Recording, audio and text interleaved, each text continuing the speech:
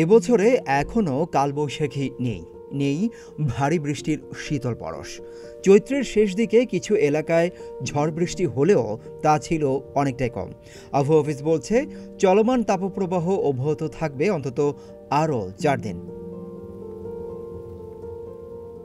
তাপপ্রবাহ নিয়ে আজকের পূর্বাভাসে বলা হয়েছে, রংপুর, রাজশাহী, ঢাকা, ময়মনসিংহ, খুলনা, বরিশাল, চট্টগ্রাম ও সিলেট বিভাগের উপর দিয়ে মৃদু থেকে মাঝারি ধরনের তাপপ্রবাহ বয়ে যাচ্ছে এবং তা অব্যাহত থাকতে পারে। সেই সঙ্গে সারা দেশে দিন এবং রাতের তাপমাত্রা অপরিবর্তিত থাকতে পারে।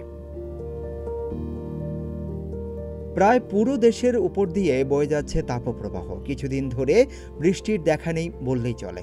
ঈদের দিন থেকেই ক্রমে তীব্র থেকে শুরু করেছে গরম ও তাপপ্রবাহ। আবহাওয়া অধিদপ্তর বলছে, কোনো কোনো অঞ্চলে তাপমাত্রা কিছুটা কমলেও এরকম অসহনীয় উত্তাপ কম বেশি চলতি মাসের বাকি সময় জুড়েই থাকবে।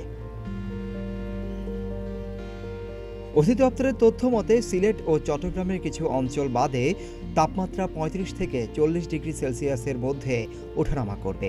20 এপ্রিলের পর দেশের কোনো কোনো জায়গায় তাপমাত্রা ও গরমের তীব্রতা কিছুটা বাড়তে পারে।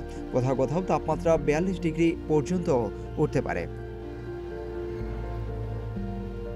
আবহাওয়াবিদরা বলছেন, সাধারণত এপ্রিল মাসে আবহাওয়ায় যে উত্তাপ থাকে তা বৃষ্টি হলে কমে যায়, কিন্তু এ মাসের 15 দিনে মাত্র একদিন বৃষ্টিপাত হয়েছে নগরে। ফলে কমছে না তাপমাত্রা, বাড়ছে গরম। ঢাকা সহ 6টি বিভাগে মৃদু থেকে মাঝারি ধরনের তাপপ্রবাহ বয়ে যাচ্ছে এবং তা আগামী 4 দিন অব্যাহত থাকতে পারে।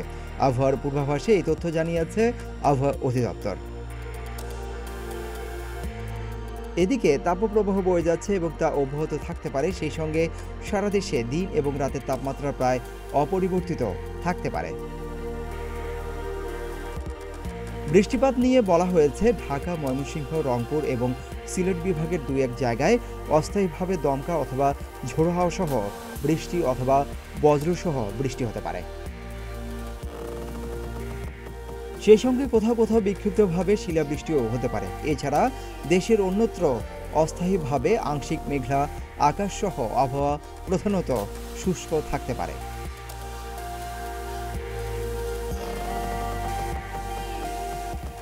জানা গেছে, পশ্চিমবঙ্গ এবং তৎসংলগ্ন এলাকায় পশ্চিমবঙ্গের নিম্নচাপের বর্ধিতাংশ এবং দক্ষিণ বঙ্গোপসাগরে মৌসুমী লঘুচাপ অবস্থান করছে।